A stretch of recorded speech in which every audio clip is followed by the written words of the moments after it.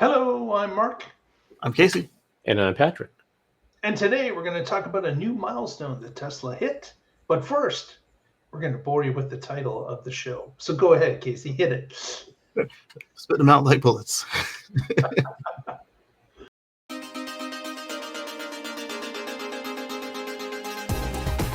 You're watching the Tesla Life Express. Hey everyone, thanks very much for joining us. And we have hit another new milestone. And these are picking up. But Tesla announced this week that they hit the new 8 million produced vehicles in June.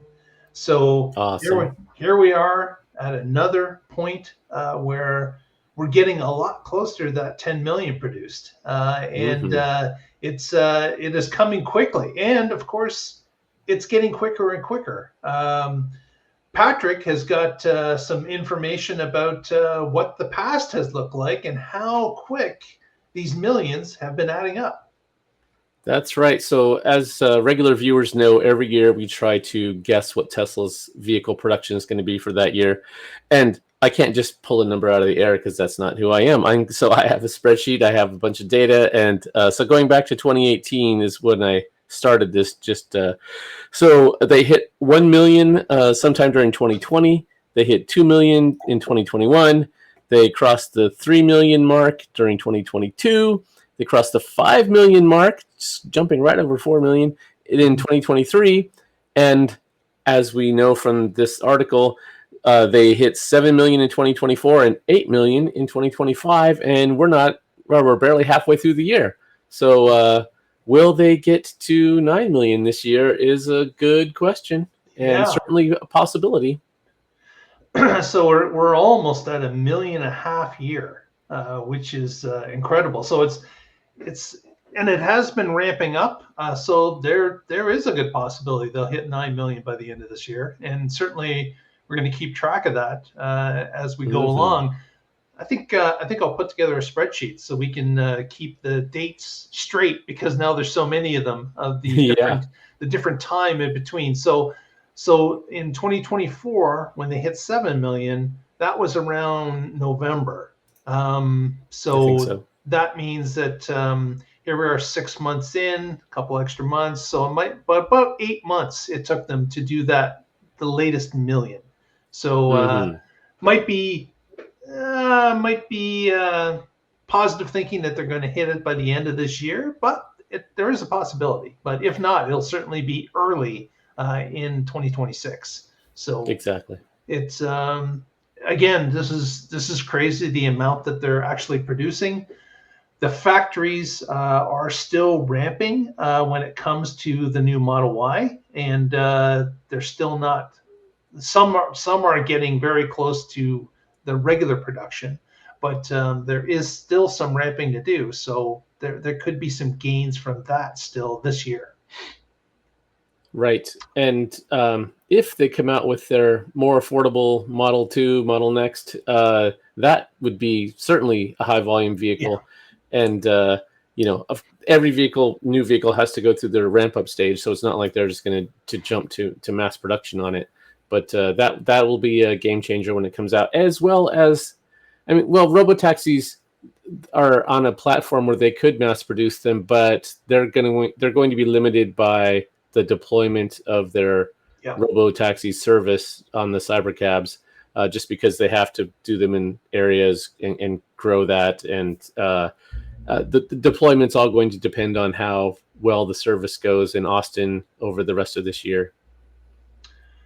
Yeah, good point. It is robotaxi growth there's a lot attached to it. It's not just selling the vehicles for demand. This will be rollouts in certain areas of the country, certain states, certain cities, as they increase the visibility and use of it. But when it comes to them hitting these numbers, of course, they're going to have to increase sales. And we saw last year that they didn't quite increase sales. In fact, they were below their previous years of sales by 100,000 or so. So Right. it will be interesting to see that if in 2025, if they will be catching up to that old record, or if they will be sticking to the levels that they set in 2024. But Right. that is still half a year away for us to find out. And we've already seen the Q1 numbers for 2025, and they were not great. And we've discussed multiple times why. And it's mostly because the Model Y, the new Juniper version, was going through ramp up, so that reduced their volumes significantly.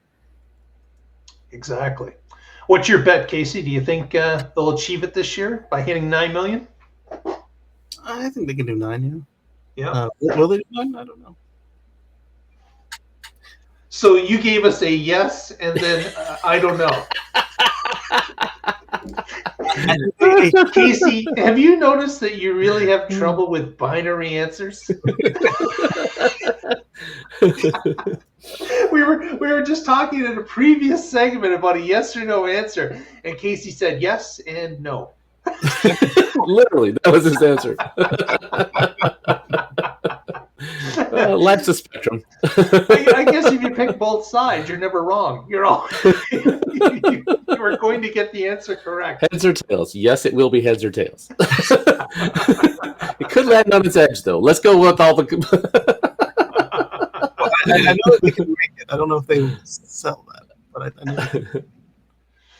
know they could make it exactly, but they're not going to stock up parking lots trying to achieve the goal. So again, Tesla has the best data in the industry when it comes to production, sales, what's available, what's in transit, all of that.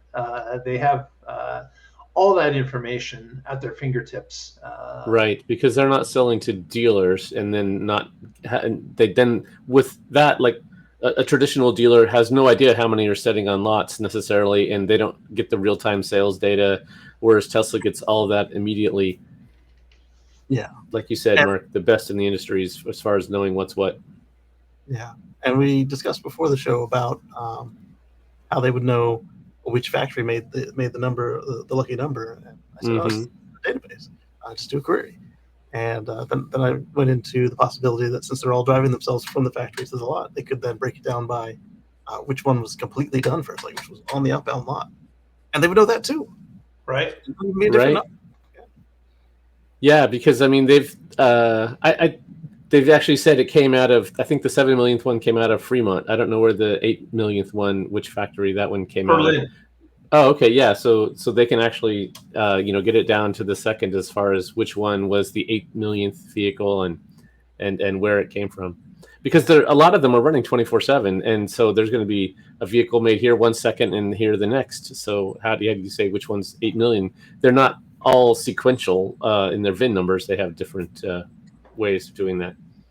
Yeah, imagine being the manager for that one, and you have to plan a party, and then the other shop finishes first, and that you that time. Oh, why did their line go down at just that moment? We didn't quite make it. Yeah. We were talking about before the show started about how would it be difficult to find the 8 million or not? And Casey rightfully pointed out that this is all in a spreadsheet for them. They probably have a countdown that is showing every car that rolls off their lot automatically being driven from the production line into the delivery lot. That they have a quick tally immediately. And that's one reason that Tesla can do their changes on the fly. They don't have to wait for a model year, because they have that information about every vehicle, what parts went into it, what was the current state. And then the service center, when your vehicle rolls in, they can look all that up to see if you had the ultrasonic sensors or what version of hardware you had. And it's all available to them. It's all in a database that is very specific to your vehicle. It's not just like, oh, you were this year model, so you have this. It's very specific. Yeah, it's incredible. Like when I worked at dealerships, so on my X, when it was time for service, you need this part X, Y, and Z, because this is your VIN. It's not like it's VIN specific. They're tracking what's happening to my car. They're like, oh, you have the hardware 3 upgrade, so you're going to need this kit. Whereas when I was at the stores, it would be a matter of, okay, it's a 2012, all right, and is it 2012 and a half, or does it have these features? And if it does have these features, do you see these items? Okay, then you can order this kit. But if you don't see these items, then you need the whole kit to get to this point. And that doesn't happen with these. Exactly. You know exactly. Yes, it's designed for a modern system. And that was the same thing with Solar City. Why were they able to do the model that they did? Because they, the Musk's cousins, the Reeve brothers who started it, came from the database world. And so they were like, oh, yeah, we can track all the solar production. We can bill you for it. We can do all these things because they were tech guys and using those skills. And it's the same here with Tesla. That's just they're a digital native company. Yeah. I do want to draw both of your attention and the audience to the photo we're sharing. What's with the silver suit guys in the photos? There's two of them. One up a little closer, one back by the red car. Just look at the photo of the first guy that's closer. It almost looked like he's dressed as a knight. Oh. Or are they dressed as Optimus? Oh. Well, he doesn't have a black face shield, but it is. Yeah, that really threw me for a loop. I don't know what I thought. Maybe he was a fireman that just came to the photo. Sometimes they wear silver suits at the airport or places, but there are two silver suited guys, and I don't think I've ever seen a photo with these costumes. I wonder if it could be PPE, but it looks like you said, like a knight. There's like a tassel at the top of the guy that I can see. Yeah. And the reason I say that is you get the yellow vest folks. They are clearly just wearing their PPE from their zone. Right. Yeah. If you know what those suits are, drop it in the chat or in the comments because let us know in the comments curious what they are, because that is the two of them. They are even wearing slightly different suits, even though they are silver, both of them. But they both appear to be wearing some sort of a hat, maybe. But one guy's got a collar around his helmet, and the gentleman in the background by the car doesn't appear to have the same collar. So, not sure what that is. I wonder if perhaps it's some sort of like a heat shield. These are the guys who deal with the gigapressed molten vats, or maybe they were the knights from the last time we had jousting knights, and they just hung over. Yeah, exactly. Well, with that little mystery pointed out, put it in the comments. Let us know what you think that is, or if you have knowledge of what it is, let us know, because we're curious. But with that said, let's wrap up. Also want to let people know that, of course, coming up a week from, I guess today would be Friday. We're basically a week from today that this is being broadcast. We've got the Michigan Owners Club Tesla Group is hosting the summer meetup in Muskegon, Michigan. If you haven't got your ticket already and want to attend, just look up Summer Meetup Tesla Michigan Owners Club, and you will find the information there with a quick Google search. Let's go. And we've got, if things stay for the Robotaxi unveil on the 22nd, that's just coming up in 2 days. So we might be doing a special event for that. If there is going to be an event, we might live broadcast it. We'll see. Yep. Very good. Casey, any shoutouts for the crowd today? Yeah, so on Sunday, catch us over at youtube.com/CaseyGreen or x.com/gcustom for Let's Chat with Casey and Friends at about 1:20 Eastern p.m. And then catch us again on Wednesday for live and Monday for the other Tesla Life Express Part 2 or Edition 2. Very good. Patrick, any shoutouts? Hello, I am with the Oregon Electric Vehicle Association. You can find us at oeva.org, and I blog occasionally at carswithcords.net, where I write about my future free from fossil fuels. Thank you, sir. Appreciate it. Thanks, everyone, for joining us. If you haven't already, thumbs up, press that subscribe, helps us out, and would appreciate it. Thanks so much. And we'll get together next time and find out what's happening in the Tesla life.